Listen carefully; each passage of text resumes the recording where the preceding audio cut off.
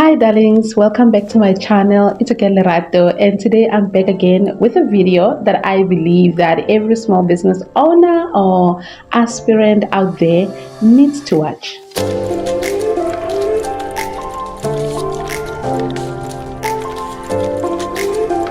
I want to share with you small business do's and don'ts, and really these are some of the things that I learned from experience, and some I learned from my studies. If you do not know, I'm currently studying towards my MBA, and really some of the things that I learned there are things that I didn't think I should do, and it made sense why I wasn't making wins in certain areas in my small business. And so I believe that knowing these things, whether you are running a small business or you're planning to run a small business, whether you are studying an MBA or not, can really help you at least head towards the right direction and towards the success of your business. The first point is very, very, very, very important, because all businesses out there do this.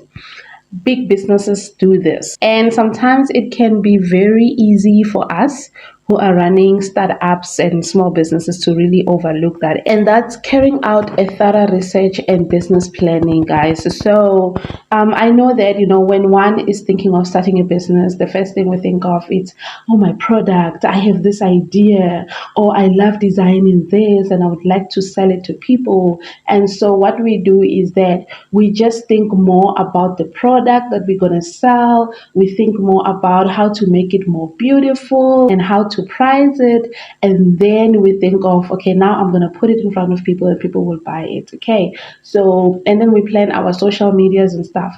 But it's very important to actually carry out a market research before you even think about the product. You may have a product at the back of your mind, okay? But before you even finalize what it's going to look like and so on, what's going to be in it, you firstly have to carry out a market research and plan your business accordingly.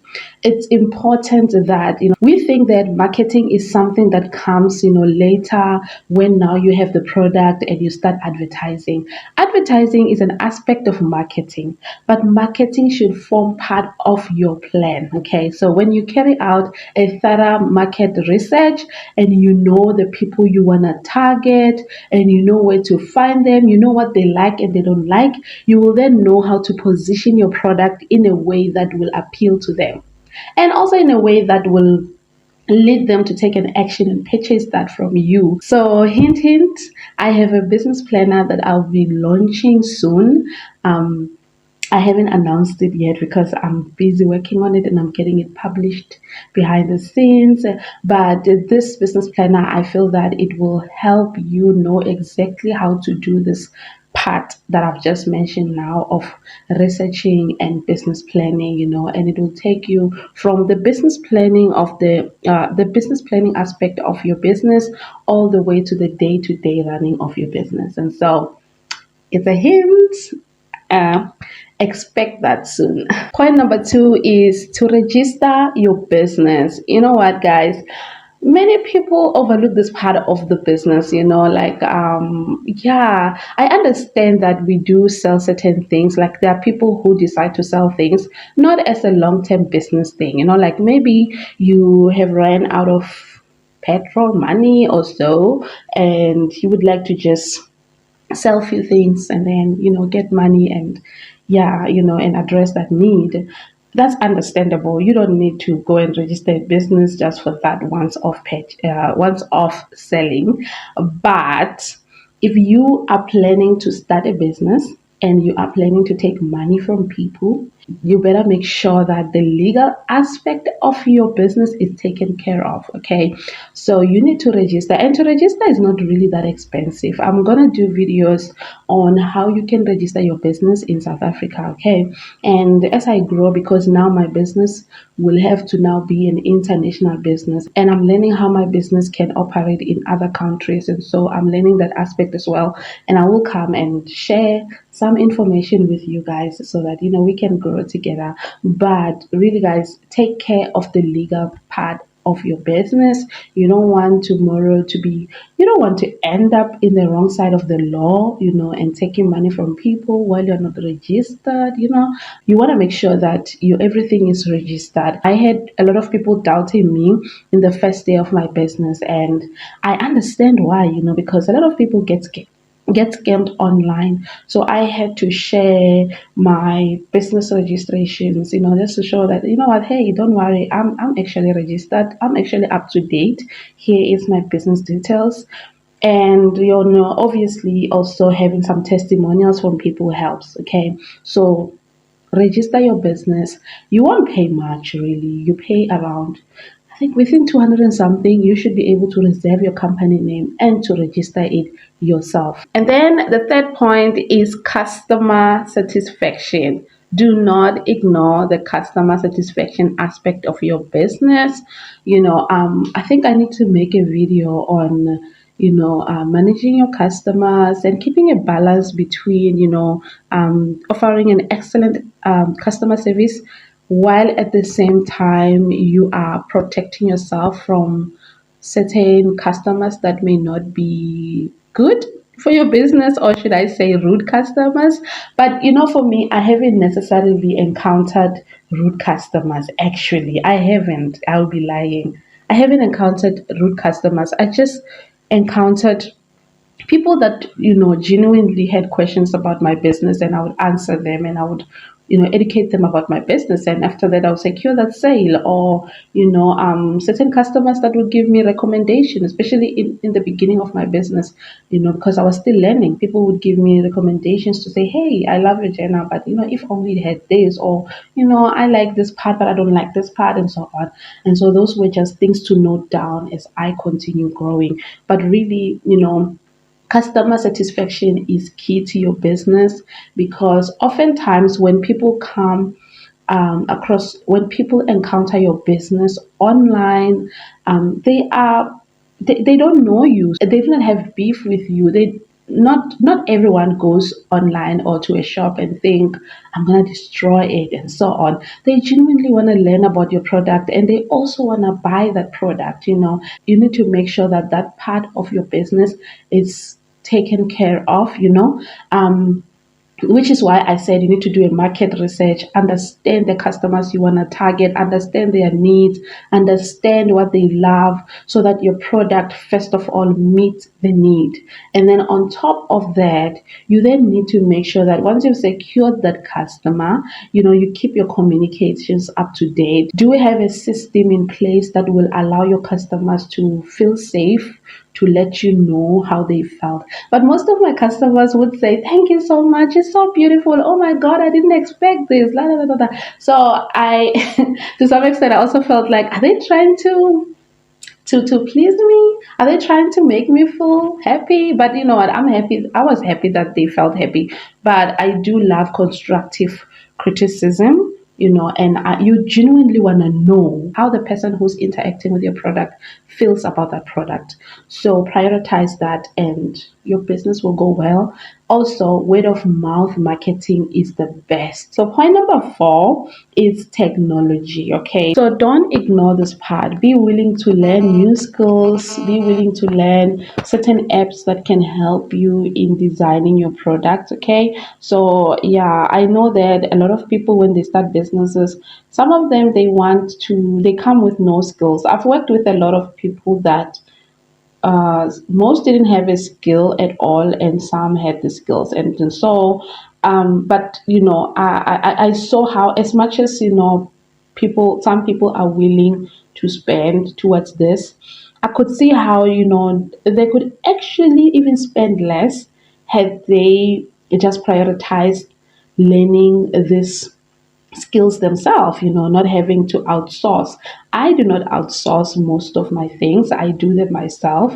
I've reached a level in my business where I will start now hiring certain people for certain skills, But this was very beneficial in the beginning of my business, because I didn't have to hire anybody to come and do anything. I did everything myself, although it was so tiring, but I did most part of myself, or I did most part of the things myself, and so a lot of people give up in starting businesses because they have to delegate everything in their business except the shipping part, and so if that happens, if you do not learn the skills, you'll then end up outsourcing a lot and spending a lot on something that you could actually have paid less for.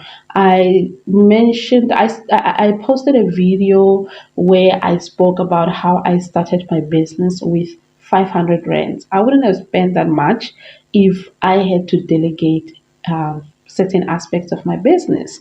But then as I grew and grew, I started now being comfortable with having to bring in help into my business because, as the demand grows, you by yourself may not be enough, and then it will end up hitting you on the aspect of customer satisfaction, because customers don't want to wait for too long for their orders, and you may make mistakes that may cost you a lot, and so yeah, prioritize learning certain skills so that you don't have to delegate everything and spend a lot of capital when you're starting your business. Okay. And then number five, I mentioned this a bit in the first point, but then I had to make it a point on its own because, this is the most important part of your business, because, there's a lot of planning that goes behind the scenes.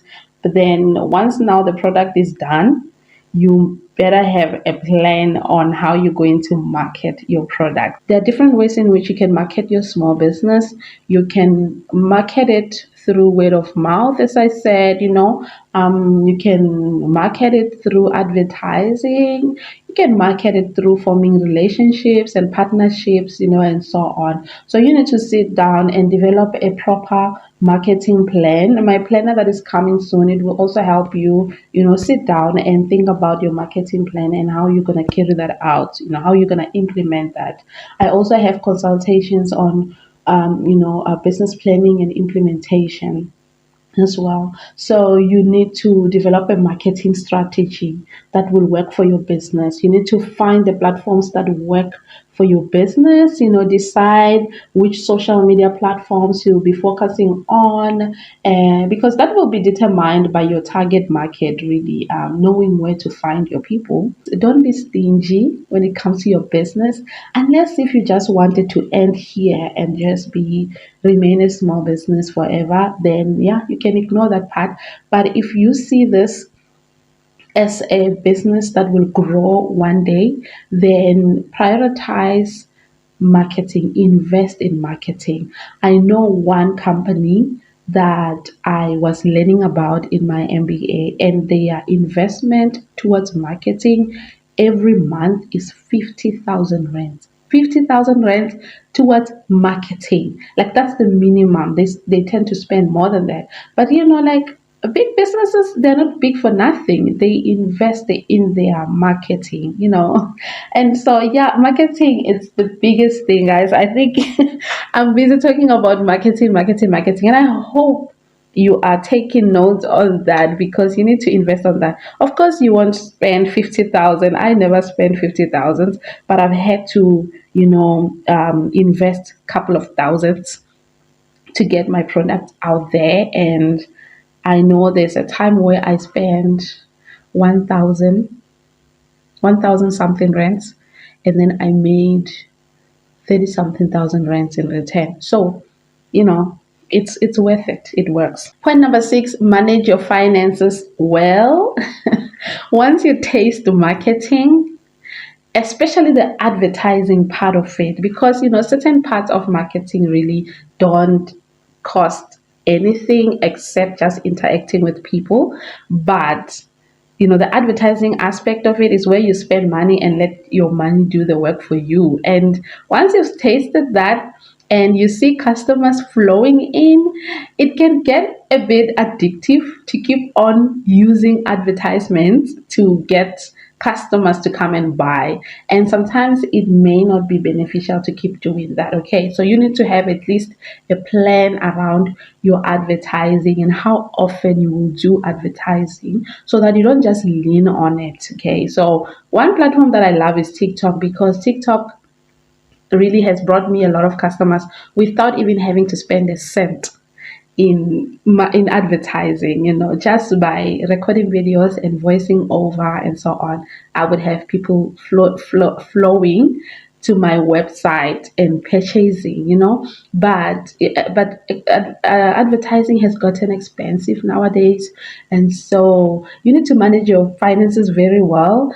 Avoid this thing of selling and spending the money, because you want to have an income to your business, and you want to see what profit you've made and how you can reinvest that profit towards growing. That's one thing I did. So when I relaunched my business after learning all these things, I bought few machines from my own salary, but then I just bought two things that I knew I needed, and I think there were three in total. It was a printer and a cinch machine and a binder. Okay, so I had three machines actually, but I didn't have a fully fledged office and other things that I needed, to simplify my work.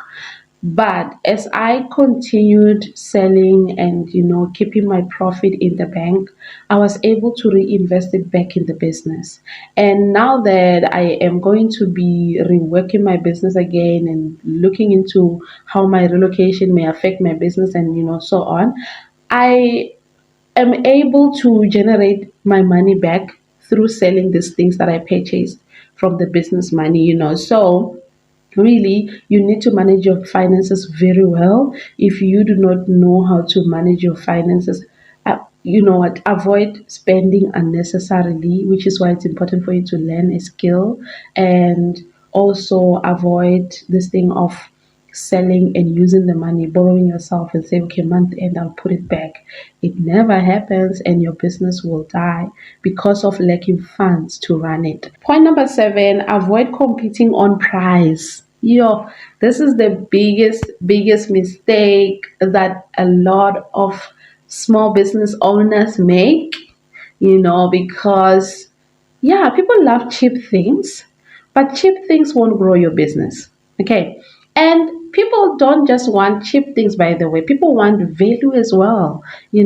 I found myself in a situation where I feel that I would rather spend more on something that's adding value to my life, or on something that I know will last longer, whatever the case may be, rather than on something that's cheap and won't last me, or cheap and of low quality and so on. So instead of competing on price, rather add value to your products. Focus on adding value to your products. People are buying something that will make their life easier, something that will add value to their life, something that meet their needs. And so if you focus on that, you don't need to compete on price, because if you make your things too cheap, you'll end up not being able to pay yourself, or not even being able to reinvest in your business and purchasing the things that can help you grow. Okay, so because you will end up having to sell and then go and buy inventories and then sell again without even making a profit. And you know what, every business that is not generating profit or enough profit, it's headed towards failure. Yeah, so don't compete on price. And then number 8, give yourself time to grow. Success doesn't happen overnight. Okay. So, actually, to plan out your business, you need 3 to 6 months before you sell anything. Okay. Probably if you are starting afresh, like you are starting from zero, you have never put anything online and so on, you need at least to give yourself 3 months of planning and researching, and then 3 months of 3 months of planning, researching, and probably product development. And then the next 3 months will be now focusing on marketing your product before you put it out there. At the end of your 6 month period, that's when customers should buy and receive.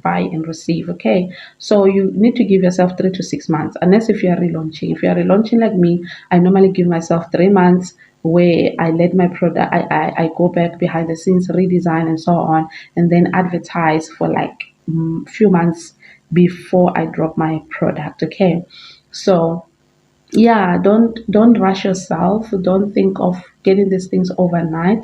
A lot of people, they have such a hunger for business, and then they go ahead and plan, and then if things don't happen as quick as they want to, they give up. Okay, so success doesn't happen overnight, and planning will lead you to success. They say failure to plan is planning to fail. Okay, so give yourself enough time to grow. So if you would give yourself 6 months of planning, I mean, researching, planning, and marketing, product development, and launching, then you would give yourself another 6 months of gathering your profit, and then at the end of a 1 year period you will sit down and look into what you've made, what were the losses, what were the lessons, and so on. And with that profit you can continue growing. Okay, and then number 9, hire help. Yes, hire help where you need help. Okay, I know I did say that in the beginning you need to actually look into what you can do yourself, and but at the same time, to develop a proper and a powerful product, I have learned the hard way that you need to bring in certain people with certain skills that are better than yours. Okay, so as you will be covering a lot of things yourself, but certain aspects, if you're not good with graphic designing, if you are not good with certain whatever the product, whatever product you're developing, and whatever need that you feel you need in order to perfect that, you need to go on ahead and hire help, because that will then help you to develop a perfect product. Okay, so my business got really really better the moment I started bringing in an assistant. Like, I started hiring assistants to help me handle certain aspects such as printing and so on, like all these things that were taking too much time, but they were not the heart of my business. And in so doing, I was able to prioritize designing and editing and looking into the quality of the products that we are producing. And so yeah, bringing in help is an investment to your business that will last you a long time. You don't need to have like full-time employees. You just need, if you have to go on this, what do they call them, this platforms such as Fiverr and what Upwork, and LinkedIn and so on. There are a lot of people that do certain tasks, for you online for a certain number of hours or days, and then yeah, you pay them, they give you the work, and all is well. Okay, so one of the things that I want to outsource is the accounting part of my business. Honestly, I'm not good at accounting. Okay, I do know how to track my funds and so on, but I'm not good at all this filing of things and so on. And so I plan to hire that aspect. I plan to hire for that aspect. And graphic designing, I have designed a lot of covers for myself because I sell planners and journals and so on. But I now feel that I want them to be at a certain level, and I want a person who can even design a graphic, who can design images for me that are original. Okay, that you can only find in quiet time inspiration. And so those are the things that I'm prioritizing myself, and I think you should think of them too, so that you can grow your business. Imagine if I'm focused just on printing, printing, printing. I don't have time to develop new products. I don't have time to look into what my customers say. I don't have time to look at the trends that are happening, and the market changes as well, you know. And then, talking about market changes, it leads me to the last point about adapting to change. Hey, one of the things that I've learned through my studies is, how to manage change. Because if you look into, or I don't want to say the word here because, this whole social media Limitations on what we can say and what we can't say. I'll just say lockdown, and I hope you know what I mean. The lockdown that happened in 2020. So during lockdown, a lot of businesses went out of business, while some businesses even grew more. Why? Because of failure to manage change and failure to adapt to changes. Okay, so when lockdown happened, nobody could go to the shops, nobody could do anything, and people had to now lean on online shopping. Those businesses that couldn't adapt to this new system of shopping and selling went out of business because of failure to adapt to change. So researching in your business is very important. It's continuous. You don't stop researching, which is why I say delegate certain miscellaneous things that you can delegate this to somebody, so that you can have time to look into the trends. You can have time to look into what's happening around you. You can have time to look into what's going on, and restructure your business accordingly, and adapt to what's happening around you, so that you don't go out of business. Some companies that ended up selling so well during lockdown online, they went out of business after lockdown now, because now a lot of online companies had to now think of how they can market their products well so that they can grow. And so it's really not about, oh, just go online, just go offline, and so on and so on. It's about constantly looking around you, looking at what's happening, and looking into how that's going to affect your business and what you can do in order to survive the change. Okay, so adapt to changes around you. Don't just stick to one method of advertising and marketing, and don't just focus on one method of selling. Okay, so yeah, those are the 10 small business do's and don'ts that I have learned through my journey, and I believe that they can be so helpful to you. And let me know if there's any other point that I might have not mentioned and you think is very important in the comment section below. See you on the next one. Bye.